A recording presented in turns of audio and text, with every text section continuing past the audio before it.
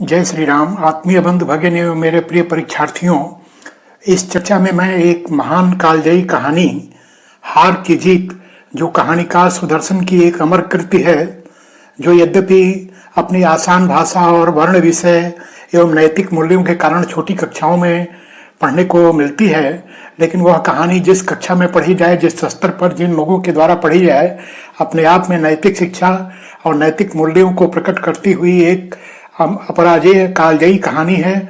इसकी चर्चा मैं यहाँ करने जा रहा हूँ। प्रारंभ में कहानीकार सुदर्शन की उस मूल कहानी, चूंकि छोटी कहानी है, उसको जल्दी में पढ़ा जा सकता है। उसकी मूल कहानी को पढ़ते हैं और फिर उस पर कहानी कला के तत्वों के आधार पर कुछ समीक्षा करते हैं।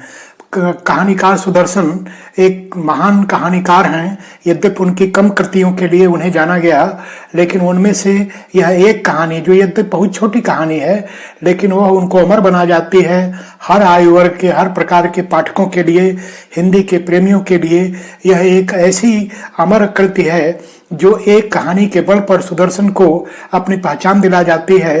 तो आइए इस कहानी हार की जीत का मूल रूप में आनंद लें और फिर उस पर मैं कुछ ऐसी कहानी तत्वों के आधार पर समीक्षा करूंगा संक्षेप में, कि जिससे कि हमें इस कहानी के नैतिक मूल्यों को एक अलग ढंग से समझने की चेष्टा करने का सुअवसर प्राप्त होगा। कहानी इस प्रकार है। कहानीकार सुदर्शन कहते हैं, हार की जीत कहानी को प्रारंभ करते हुए, कि माँ को अपने बेटे और किसान को अपने लहलहाते खेत देखकर जो आनंद आता है, वही आनंद बाबा भारती को अपना घोड़ा देखकर आता था। भगवत भजन से जो समय बचता वह घोड़े को अर्पण हो जाता। वह घोड़ा बड़ा सुंदर था, बड़ा बलवान। उसके जोड़ का घोड़ा सारे इलाके में न था। बाबा भारती उसे सुल्तान कहकर पुकारते, अपने हाथ से खरारा करते, खुद दाना खिलाते और देख रेख कर प्रसन्न होते। उन्होंने रुपया, माल, असबाब, जमीन आदि सब कुछ छोड़ दिया था। यहाँ तक कि उन्हें नगर के जीवन से भी घृणा थी। अब गांव के बाहर एक छोटे से मंदिर में रहते और भगवान का भजन करते। मैं सुल्तान के बिना नहीं रह सकूंगा। उन्हें ऐसी भ्रांति सी हो गई थी। वे उसकी चाल पर लट्टू थे। कहते, ऐसे चलता है जैसे मोर घटा को देखकर नाच रहा हो। अब तक संध्या का समय, सुल्तान पर चढ़कर 8-10 मील का चक्कर न लगा लेते उन्हें चैन नहीं आता था। खड़क सिंह उस इलाके का प्रसिद्ध डाकू था। लोग उसका नाम सुनकर कांपते थे। होते होते सुल्तान की कीर्ति उसके कानों तक भी पहुंची। उसका हृदय उसे देखने के लिए अधीर हो उठा। वह एक दिन दोपहर के समय बाबा भारती के पास पहुंचा और नमस्कार करके बैठ गया। बाबा भारती ने पूछा, खड़क सिंह, क्या हाल है? खड़क सिंह ने सिर झुकाकर उत्तर दिया, आपकी दया है। कहो, इधर कैसे आ गए? सुल्तान की चाह खींच लाई। विचित्र जानवर है, देखोगे तो प्रसन्न हो जाओगे। खड़क सिंह कहता है, मैंने भी बड़ी प्रशंसा सुनी है। उसकी चाल तुम्हारा मन मोह लेगी। कहते हैं, देखने में भी बड़ा सुंदर है। क्या कहना, जो उसे एक बार देख लेता है उसके हृदय पर उसकी छवि अंकित हो जाती है। बहुत दिनों से अभिलाषा थी, आज उपस्थित हो सका हूँ। बाबा भारती और खड़क सिंह अस्तबल में पहुंचे। बाबा ने घोड़ा दिखाया। घमंड से खड़क सिंह ने देखा, आश्चर्य से। उसने सैकड़ों घोड़े देखे थे, परंतु ऐसा बांका घोड़ा उसकी आंखों से कभी न गुजरा था। सोचने लगा, भाग्य की बात है, ऐसा घोड़ा खड़क सिंह के पास होना चाहिए था। इस साधु को ऐसी चीजों से क्या लाभ? कुछ देर तक आश्चर्य से चुपचाप खड़ा रहा। इसके पश्चात उसके हृदय में हलचल होने लगी। बालकों की सी अधीरता से बोला, परंतु बाबा जी, इसकी चाल न देखी तो क्या? दूसरे के मुख से सुनने के लिए उसका हृदय अधीर हो गया। घोड़े को खोलकर बाहर गए। घोड़ा वायु वेग से उड़ने लगा। उसकी चाल को देखकर खड़क सिंह के हृदय पर सांप लौट गया। वह डाकू था, परंतु जो वस्तु उसे पसंद आ जाए उस पर वह अपना अधिकार समझता था। उसके पास बाहुबल था और आदमी भी। जाते जाते उसने कहा, बाबा जी, यह घोड़ा आपके पास न रहने दूंगा। बाबा भारती डर गए। अब उन्हें रात को नींद न आती। सारी रात अस्तबल की रखवाली में कटने लगी। प्रतिक्षण खड़क सिंह का भय लगा रहता, परंतु कई मास बीत गए और वह न आया। यहाँ तक कि बाबा भारती को कुछ असावधान भी हो गए और इस भय को स्वप्न के भय की नाई मिथ्या समझने लगे। संध्या का समय था। बाबा भारती सुल्तान की पीठ पर सवार होकर घूमने जा रहे थे। इसी समय उनकी आंखों में चमक थी, मुख पर प्रसन्नता। कभी घोड़े के शरीर को देखते, कभी उसके रंग को, और मन में फूले न समाते थे। सहसा एक ओर से आवाज आई, ओ बाबा, इस कंगले की आवाज सुनते जाना। आवाज में करुणा थी। बाबा ने घोड़े को रोक लिया। देखा एक अपाहिज वृक्ष की छाया में पड़ा करा रहा है। बोले, क्यों, तुम्हें क्या कष्ट है? अपाहिज ने हाथ जोड़कर कहा, बाबा, मैं दुखियारा हूं, मुझ पर दया करो। रामावाड़ा यहाँ से 3 मील दूर है, मुझे वहां जाना है, घोड़े पर चढ़ा दो, परमात्मा भला करेगा। वहां तुम्हारा कौन है?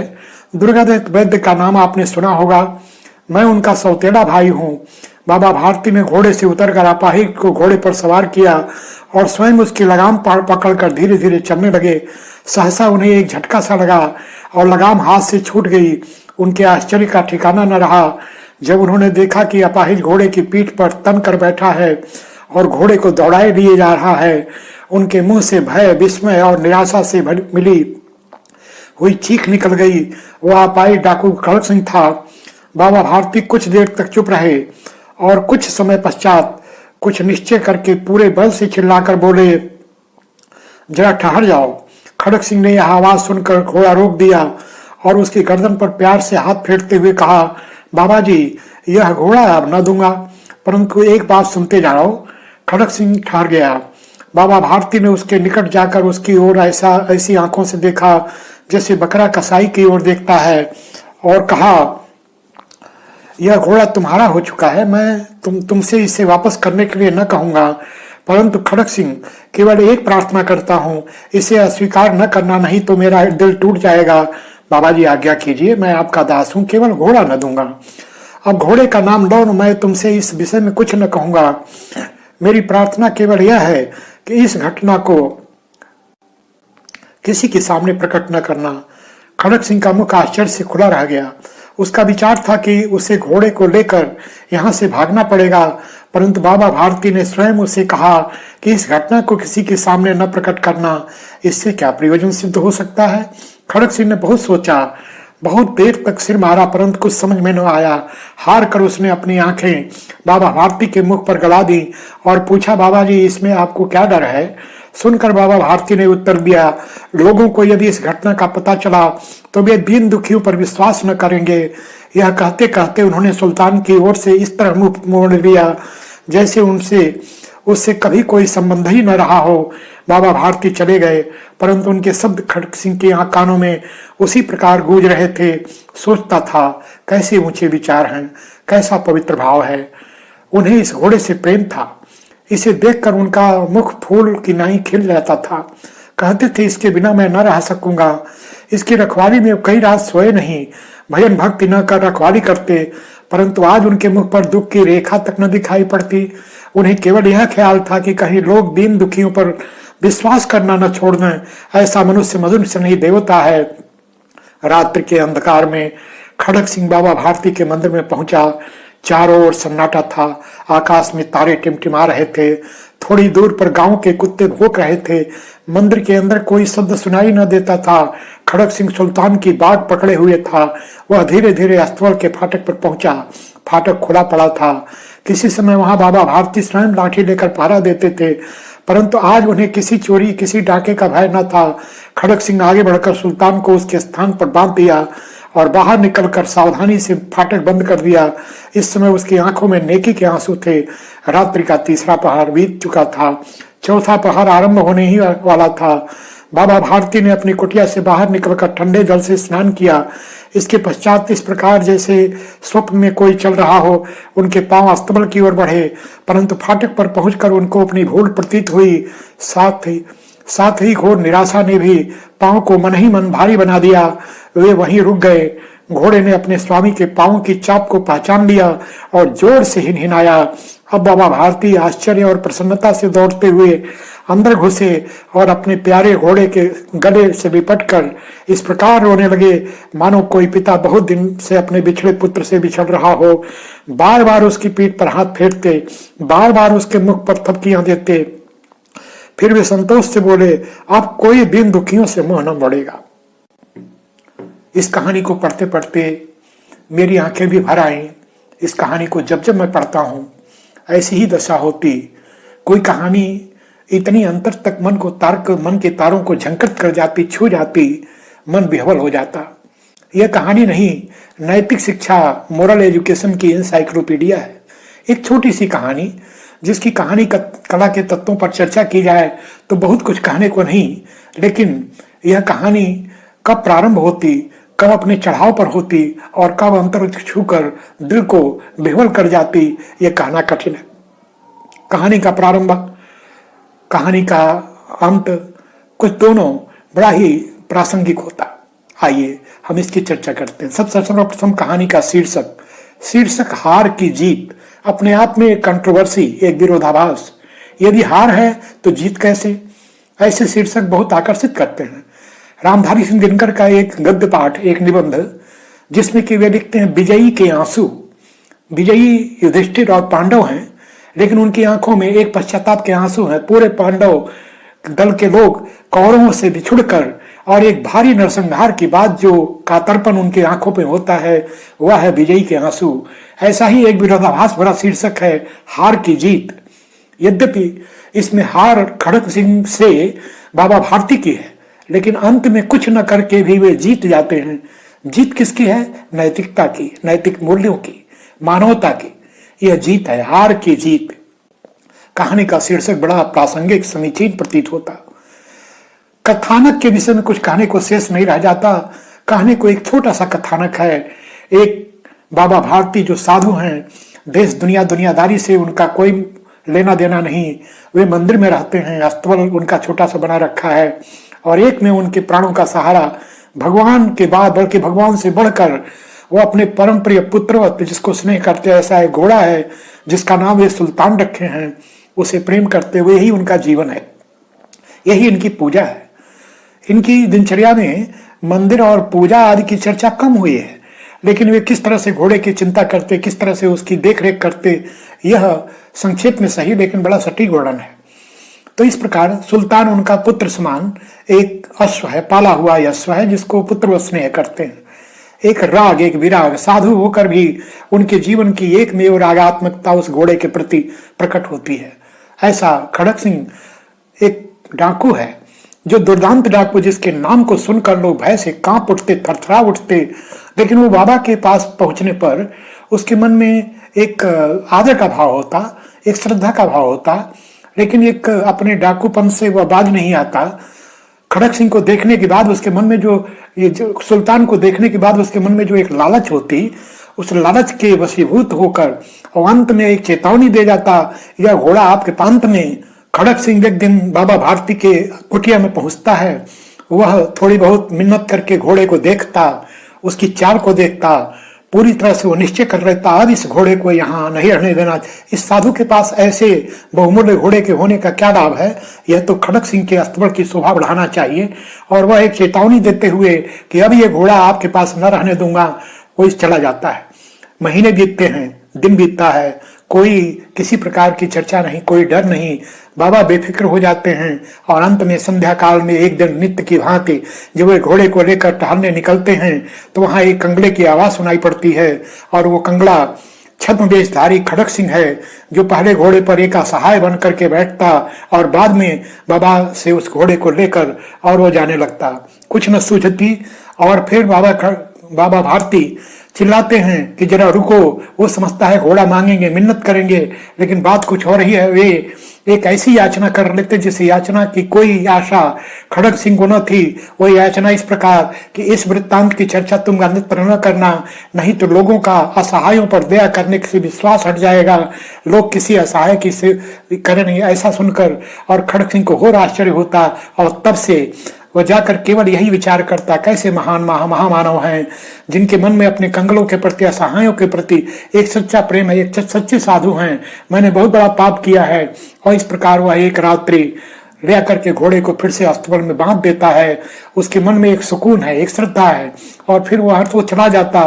लेकिन रात्रि के तृतीय प्रहर में नित्य की भांति स्नान प्रांत और वे जब अस्तबल की ओर जाते तो वहां उन्हें अपनी भूल का एहसास होता कि घोड़ा तो है नहीं, मैं किसको देखने जा रहा हूं। लेकिन उसी क्षण उनके पद की चाप सुनकर और वह घोड़ा हिनहिना उठता है और फिर तो विद्युत गति से भागकर बाबा भारती अपने घोड़े के अंग से लग जाते, उसका मुख चूमते, उसको थपथपाते और उनके मन में एक विश्वास जिसको लेकर वे बड़े आसान्वित थे, उस विश्वास की जीत होती है। वह यह कि अब कोई कंगलों, असहायों, दीन दुखियों से मुंह न मोड़ेगा, और यह विश्वास उनके मन का और बलवान सिद्ध हो जाता। यह एक छोटा सा कथानक है, इतना सटीक गठा हुआ छोटा सा कथानक इस कहानी की जान है। एक सुंदर कहानी इसके कारण बन पड़ती है। आगे भाषा और शैली बहुत सरल आसान, शायद इसीलिए जब भी किसी संपादक को किसी हिंदी की पुस्तक, पाठ्य पुस्तक की रचना करनी होती, तब इस कहानी को बड़ी छोटी कक्षा में, अभी भी यह कहानी छठी कक्षा में पढ़ाई जाती, यानी छोटे बच्चों को भी ये कहानी समझ में आती, बड़ों के समीक्षा के लिए इसमें बिंदु मिलते। लेकिन यह कहानी अपनी सरल भाषा शैली और बीच बीच में कुछ अन्य अन्य भाषाओं के शब्द भी लेखक को प्रयुक्त करते, कोई गुरेज नहीं, कुछ मुहावरों की चर्चा करते, कुछ कहावतों की चर्चा करते, और कुल मिलाकर ये कहानी बड़ी सटीक होती। भाषा शैली की दृष्टि से यह कहानी बड़ी सफल कहानी कही जा सकती। इसके संवादों का क्या कहना? प्रारंभ संवाद से ही होता है कि किसान को अपनी लहलहाती खेती पर जितना गर्व होता, यह अपने आप में एक सुंदर रोमांचक शुरुआत हो सकती। कहानी का प्रारंभ ऐसे संवाद से शुरू होता और फिर बीच बीच में वे कई सब संवादों का प्रयोग करते।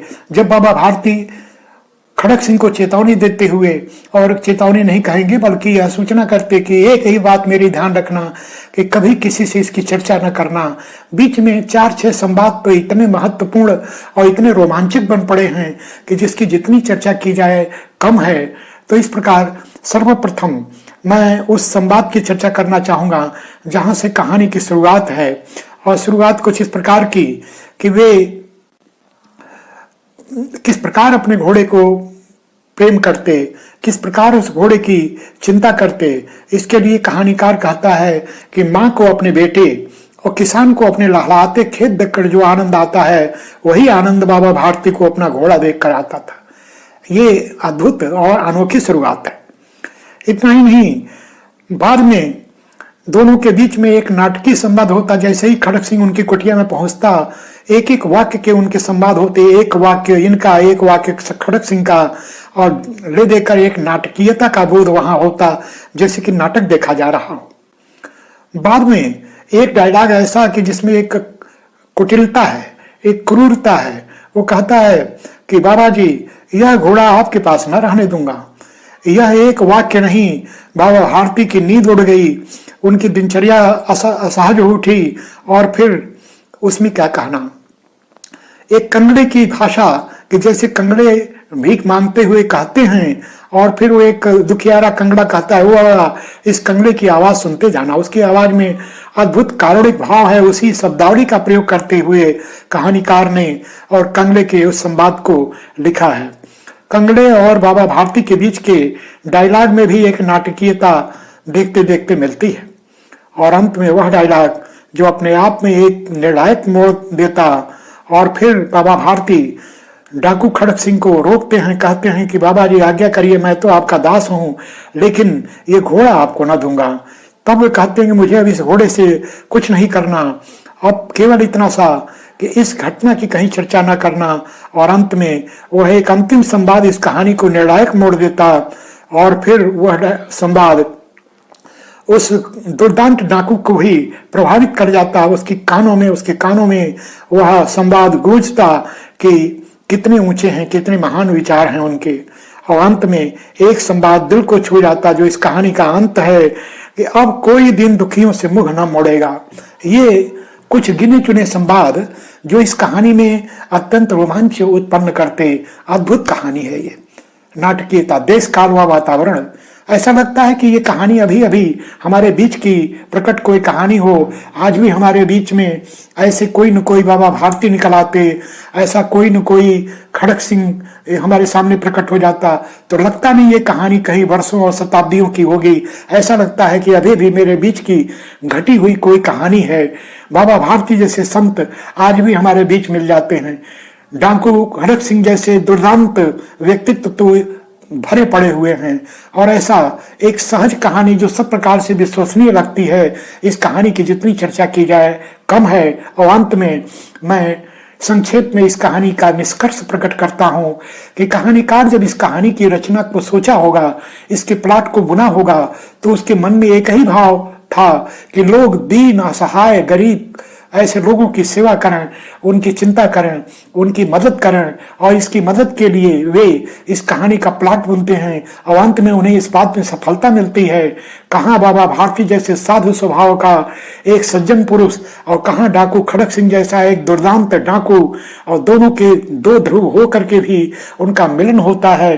डाकू का मन भी पसीज उठता है, डाकू के मन में भी कुछ मानवीयता की भावनाएं बसती हैं। मानो यहाँ कहानीकार ये कहना चाहता हो कि घोर अपकर्म में लगा हुआ खड़क सिंह ऐसा डाकू हृदय भी, और उसका भीतर मानवता का कम से कम एक बीज तो निश्चित है। यदि उस एक हल्की चिंगारी को उचित हवा मिले तो वह चिंगारी धधक कर मानवता के रूप में प्रकट हो सकती है। और खड़क सिंह की उस चिंगारी को प्रकट करते हैं बाबा भारती। इस प्रकार ये कहानी सफलतम कहानी कही जा सकती है। मैंने इस कहानी के मूल कथानक और उसके 4, 5, 6 बिंदुओं के आधार पर इसकी थोड़ी सी समीक्षा की है। मैं समझता हूं कि ये कहानी कहीं न कभी आपने अवश्य पढ़ी होगी, और ये कहानी जितना मुझे झकझोर गई आपको भी जब पढ़ते समय इतनी ही प्रभावित की होगी। आइए ऐसे कहानीकार के उद्देश्य को समझकर हम दीन दुखियारों और असहायों की सेवा का व्रत लें, उनके प्रति समर्पित हों और हम अपने नेकी के राह को कभी न छोड़ें। जिस प्रकार बाबा भारती अपने प्राण प्रिय पुत्रवत स्नेह कर रहे घोड़े को भूल कर भी और इस नैतिक मूल्यों की याद रखते हैं, उसी प्रकार हम भी जीवन में कुछ खोना पड़े, कुछ गंवाना पड़े, कुछ विसर्जित करना पड़े, उसकी दशा में भी हमें अपने इस नैतिक मूल्यों को सहेजना चाहिए।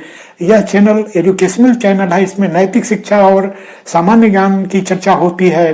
अतः ऐसी कहानियों की चर्चा करना हमारा उद्देश्य था, दृष्टिकोण था। ये कहानी बहुत दिन से मेरे मन में इच्छा थी कि इसके विषय में 2 शब्द कहूँ। जो मन के भाव थे वह शब्द का रूप नहीं ले सके, लेकिन मैं समझता हूँ कि जितनी भी चर्चा हुई उसके आधार पर आप मेरी भावनाओं का आदर करेंगे, कहानीकार को धन्यवाद करेंगे और अपने जीवन में इस नैतिक मूल्य को सहेजेंगे। जय श्री राम। इस वीडियो को लाइक कर, चैनल को सब्सक्राइब कर अपना स्नेह अर्पित करें। आगे भी इस प्रकार अपना प्रेम बनाए रखें। इस चर्चा के साथ मैं अपना कथन पूर्ण करता हूँ।